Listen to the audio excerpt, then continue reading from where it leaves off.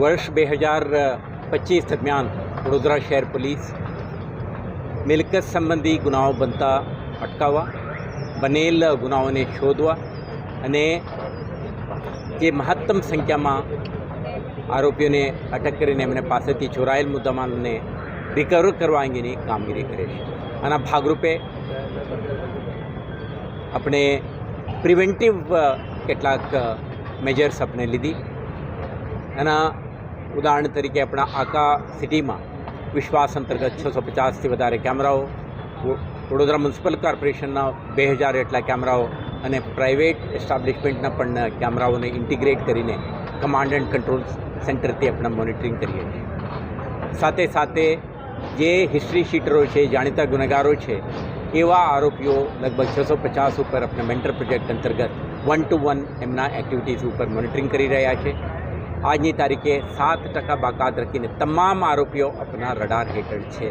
આના માધ્યમથી પણ આપણે આરોપીઓના ગતિવિધિઓ ઉપર નજર રાખીને નિયંત્રણ કરવા માટે પ્રયાસ કરે છે. આના ભાગરૂપે આજે વડોદરા શહેરમાં લગભગ 6% ગુનાઓમાં ઘટાડો અને બનેલ ગુનાઓમાં 73.5% ડિટેક્શન કરવામાં વડોદરા શહેર પોલીસ સફળ રહ્યું છે. આ વડોદરા શહેરના ઇન રિસેન્ટ ટાઈમ હાઈએસ્ટ છે. આમાં જે ડકોઇટી 100%, રોબરી 100%, ઘરફોડ ચોરીઓ 76%,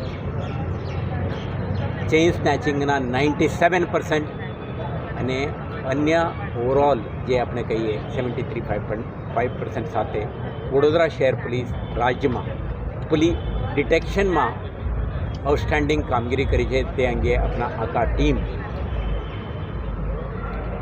જે વર્ષ દરમિયાન મહેનત કરી છે એમને આજે સર્ટિફિકેટ ઓફ એપ્રિસિએશન પણ આપણે આપી છે. સાથે સાથે જે ચોરાયેલા મુદ્દામાલ છે અને રિકવરી કરીને પોલીસ બેસીને રહે તો આપણા વિક્ટિમ સેન્ટ્રિક અપ્રોચથી નાગરિકોને ચોરાયેલ મુદ્દામાલ પરત આપવા માટેની દિશામાં પણ શહેર પોલીસને કામગીરી કરીને અત્યાર સુધી લગભગ 86 13 તુજકો અર્પણ કાર્યક્રમનું આયોજન કરીને 22 કરોડથી વધારે રકમની જે ચોરાયેલ મુદ્દામાલને આપણે પરત કરી છે. જેમાં mobile phone, motorcycle, jeeps, gold and silver jewellery, cash અને અન્ય મુદ્દામાલોનો સમાવેશ થાય છે. તો શહેર પોલીસ તરફથી જે સિટીઝન સેન્ટ્રિક અપ્રોચથી પ્રિવેન્શન, ડિટેક્શન અને આજે એમને પરત આપવા માટેના આપણા પ્રયાસોથી આપણે જે પીપલ આજે તમે સાંભળ્યું પણ કે એપ્રિસિએશન ફ્રોમ ધી પીપલ આ પણ આપણા માટે ગર્વની વાત છે.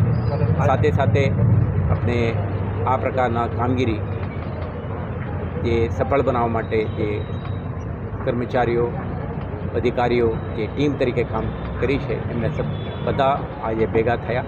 વર્ષના અંતે આપણા લેખાજોખા કરીને આવતા વર્ષ 2026 દરમિયાન પણ આ જ પ્રકારની શ્રેષ્ઠ કામગીરી કરવાની સંકલ્પ સાથે શહેર પોલીસ આગળ વધી રહ્યા છે.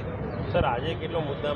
આજે 1.41 કરોડની મુદ્દામાલ આપણા 400થી વધારે જે લાભાર્થીઓ છે એમને ભેગા કરીને આપણા સુપ્રત કરી રહ્યા છીએ. તમે જોઈ શકશો કે આમાં mobile phone, gold and silver jewellery, motorcycles અને અન્ય વાહનોનો પણ સમાવેશ થાય છે.